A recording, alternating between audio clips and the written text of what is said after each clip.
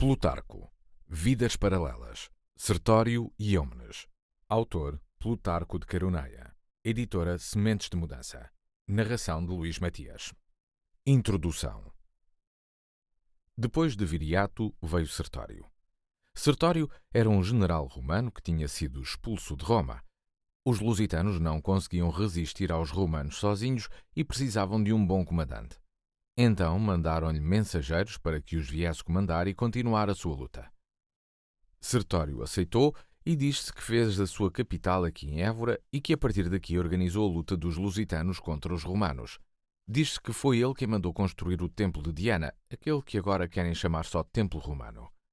E depois de comandar a resistência dos lusitanos contra Roma, muitos anos, os romanos, como não o conseguiam vencer, mandaram-no matar.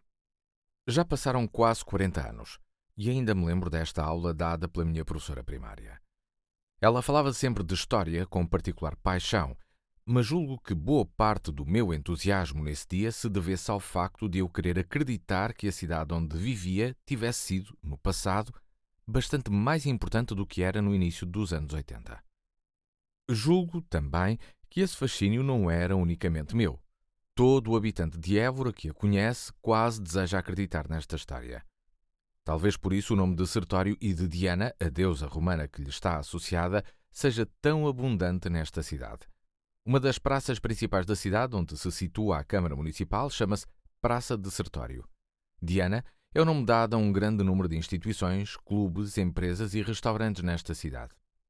Demorou bastante tempo para perceber que não havia muita verdade nesta história e que ela faz parte de um mito que tem sido construído por um conjunto de autores, nem sempre bem intencionados, nos últimos 500 anos, André de Rezende e o padre Manuel Fialho à cabeça.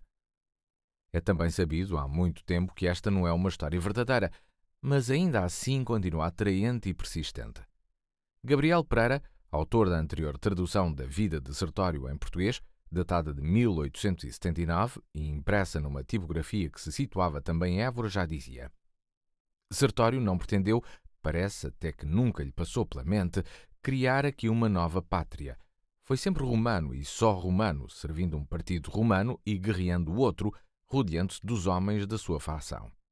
E também, o Templo Romano de Évora, a mais importante antiguidade romana no ocidente da península, é classificado por arqueólogos de consciência no segundo século da nossa era. Mas ainda hoje em dia é comum ouvir Évora, cidade de Sertório, a muitos habitantes da cidade e não só. E quem tiver interesse em consultar as primeiríssimas versões da entrada de Sertório na Wikipédia em português, encontra lá, arquivado, esse mesmo mito. Mas se para muitos aborense a ideia que têm de Sertório é equivocada, para a generalidade dos portugueses será praticamente inexistente.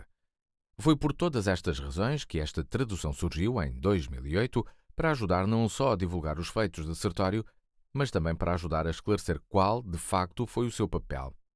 Passados cerca de 12 anos sobre essa primeira edição, um dos primeiríssimos livros que fizemos, aproveitou-se o facto de ficar esgotada para rever e corrigir os vários erros que continha.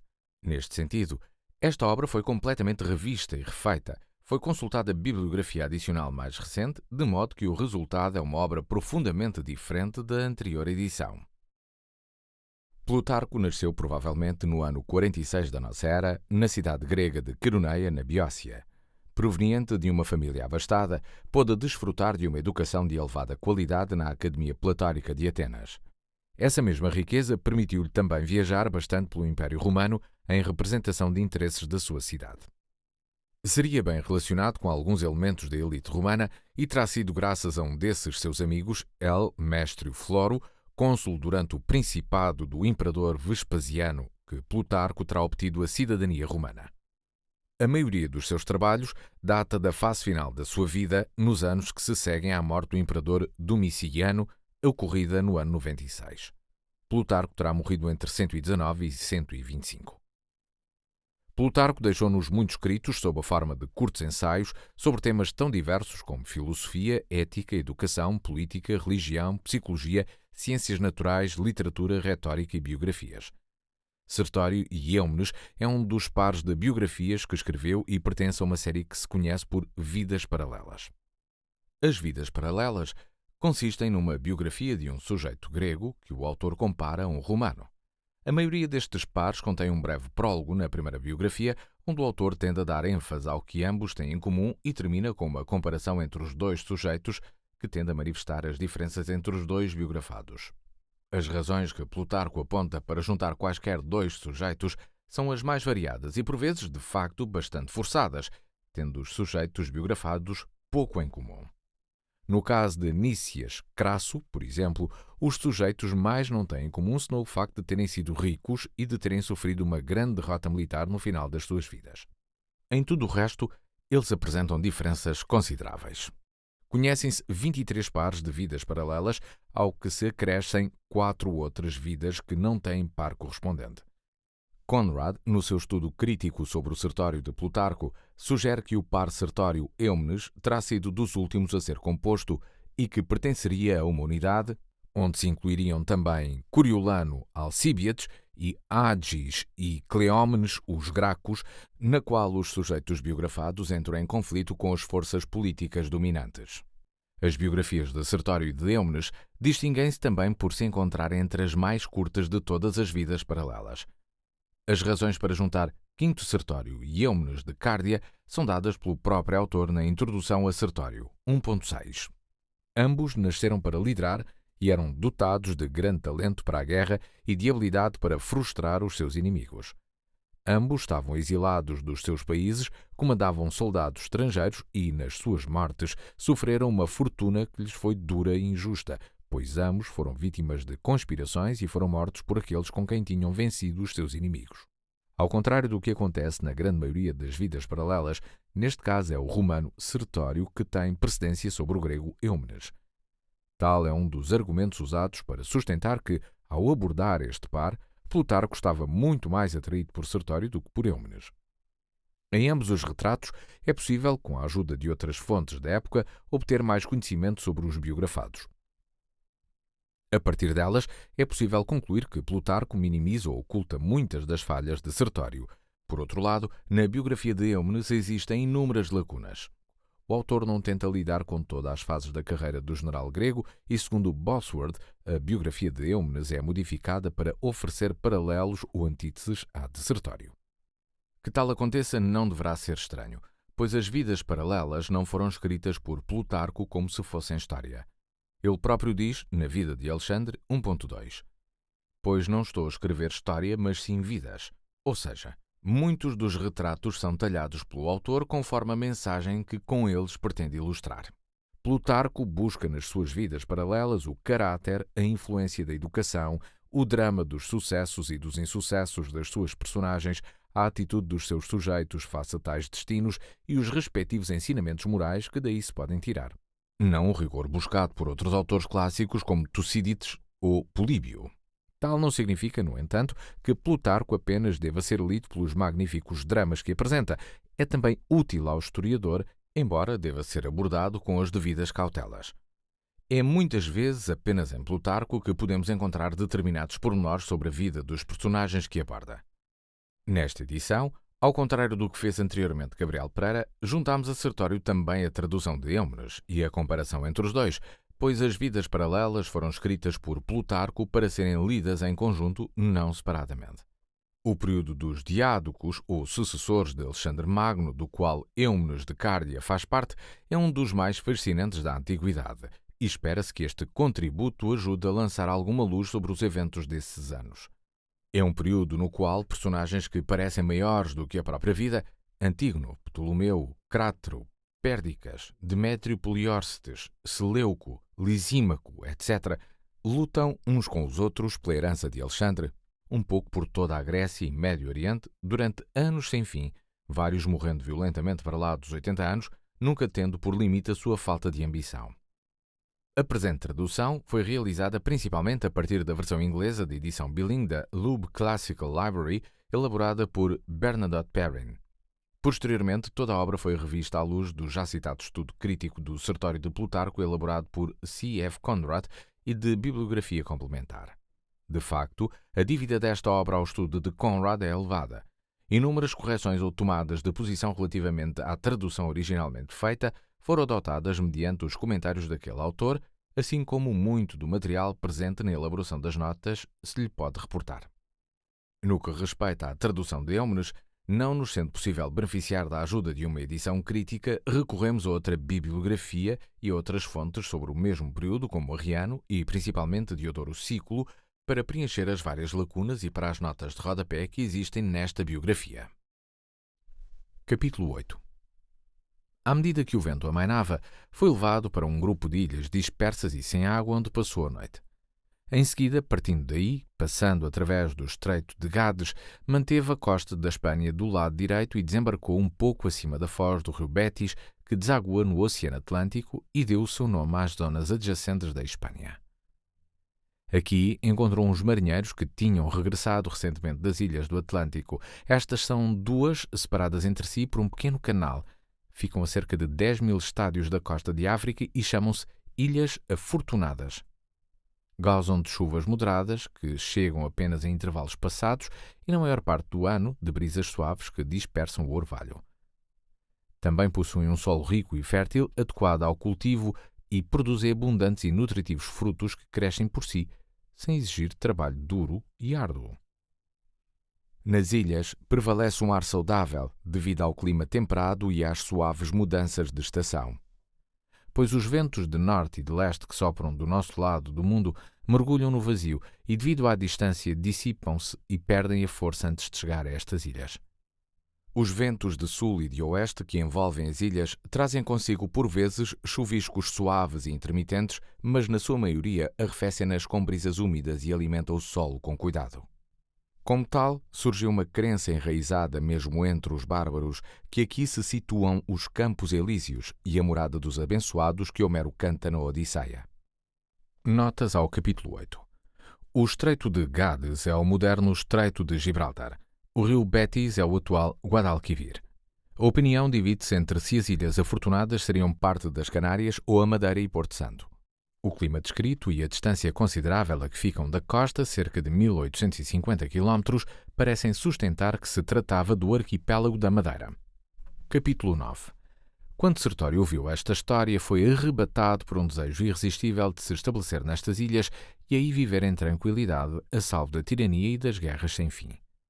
Contudo, os cilícios, que não buscavam nem paz nem calma, mas riqueza e despojos, quando se aperceberam do seu desejo, navegaram para a África para devolver Ascalis, filho de Ipta, ao trono da Mauritânia.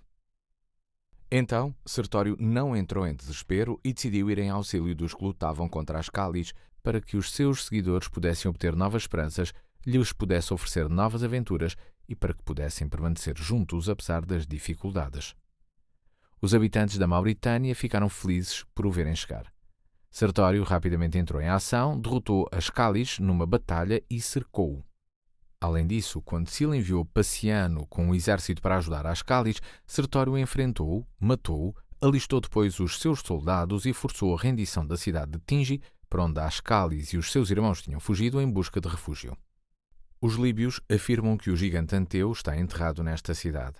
Sertório não acreditou no que os bárbaros lhe diziam acerca da grande dimensão de Anteu e mandou abrir a sua campa. Mas quando descobriu o corpo e, segundo consta, viu que tinha 60 côvados de comprimento, ficou espantado e, depois de ter efetuado um sacrifício, mandou que voltassem a tapar a campa. O povo de Tingi conta uma lenda segundo a qual, após a morte de Anteu, a sua mulher, Tinga, foi viver com Heracles e que Sófax foi o fruto dessa união. Sófax tornou-se mais tarde rei deste país e deu o nome da sua mãe à cidade. Sófax teve também um filho, Diodoro, de quem muitos dos povos líbios se tornaram súbditos, uma vez que este comandava um exército grego composto por Olbios e Micénicos, os quais tinham sido levados por estas partes por Heracles. Porém, esta história poderá ter tido origem numa tentativa de agradar ao rei Juba, pois nenhum outro rei se dedicou tanto a pesquisas históricas como ele. Diz-se, no entanto, que os seus antepassados são descendentes de Sófax e de Diodoro. Sertório, depois de se ter apoderado de todo o país, tratou com justiça todos os que ele se submeteram e nele confiaram. Devolveu-lhes tanto as suas posses como as suas cidades e a governação das mesmas, recebendo deles como presente apenas o que era justo e correto. Notas ao capítulo 9. Tingi, a atual Tanger. 60 côvados corresponderá aproximadamente a 26 metros e 60 centímetros. Capítulo 10. Enquanto deliberava sobre que objetivo perseguir em seguida, os lusitanos enviaram-lhe emissários e convidaram-no para ser o seu líder. Faltava-lhes um comandante de grande reputação e experiência para que pudesse enfrentar o poder de Roma, e quando se inteiraram de caráter de Sertório, pelos que com ele tinham servido, entregaram-lhe a segurança das suas vidas. Pois dizia-se que Sertório não sucumbia facilmente quer ao prazer, quer ao medo, que não se deixava afetar perante o perigo e que lidava com a prosperidade com moderação. Em campo aberto era tão ousado como qualquer outro comandante do seu tempo, enquanto em empresas militares que exigiam ações furtivas ou capacidade para se apoderar rapidamente de uma posição vantajosa ou para atravessar rios, onde a velocidade, o engenho e, se necessário, a falsidade fossem necessários, possuía o talento de um autêntico gênio. Além disso, mostrava-se generoso quando recompensava feitos valorosos e ao mesmo tempo era moderado ao castigar transgressões. Contudo, no final da sua vida, o tratamento selvagem e vingativo que revelou perante os seus reféns pareceu indicar que a brandura não lhe era natural, mas era antes usada como adorno, de forma calculada, quando era necessária. Na minha opinião, porém, uma virtude que é sincera nunca pode, seja por que motivo, ser convertida no seu oposto, apesar de ser verdade que pessoas com as melhores disposições e qualidades, quando confrontadas com grandes e merecidas desgraças, podem mudar de caráter. E isto, penso, foi o que sucedeu a Sertório quando, por fim, a sorte o começou a abandonar, à medida que a sua causa estava cada vez mais perdida, mais duro se tornou para com os que tinham prejudicado. Capítulo 11. Contudo, na altura que agora descrevo, partiu de África a convite dos lusitanos. Tomou comando de imediato dos seus assuntos, como general com poder absoluto, reorganizando os seus territórios, colocando inclusivamente os territórios vizinhos na Espanha sob seu domínio. A maioria das tribos reconheceu a sua autoridade de livre vontade, principalmente por causa da sua brandura e eficiência. Mas também recorreu a meios engenhosos para os seduzir e enganar, sendo que o mais notório foi a artimanha da corça, cuja história é a seguinte. Spano, um habitante da região, encontrou uma corça que tinha recentemente dado à luz e tentava escapar aos caçadores. Não conseguiu capturar a mãe, mas perseguiu e apanhou a cria, intrigado pela sua cor estranha, pois era totalmente branca. Aconteceu que Sertório tinha montado acampamento nas redondezas e recebia de bom grado toda a caça e todos os produtos agrícolas que lhe fossem oferecidos, retribuindo generosamente aos que lhe faziam tais ofertas. Então Spano trouxe a corça e ofereceu-lhe. Sertório aceitou-a, mas sem atribuir ao presente uma atenção especial. Mas com o tempo, depois de ter domesticado e amansado o animal ao ponto de este obedecer ao seu chamamento, o acompanhar nos seus passeios e não se assustar com multidões nem com toda a confusão da vida de um acampamento, começou gradualmente a atribuir à corça uma importância religiosa. Revelou que a corça era um presente de Diana e afirmou solenemente que ela lhe tinha revelado muitos segredos, sabendo que os bárbaros eram, por natureza, presas fáceis de superstições. Também recorreu a estratagemas como este. Sempre que recebia informações secretas de que o inimigo tinha invadido o seu território ou procurava levar uma cidade a rebelar-se contra ele, fingia que a corça tinha conversado com ele enquanto dormia, avisando para que mantivesse as suas forças de sobreaviso. E quando tinha conhecimento de uma vitória dos seus generais, escondia o mensageiro que lhe trouxera a mensagem e apresentava a corça enfeitada para celebrar a chegada de boas notícias, exortando os seus homens a que estivessem confiantes e a sacrificar aos deuses, pois poderiam estar certos de que em breve teriam conhecimento de alguma vitória.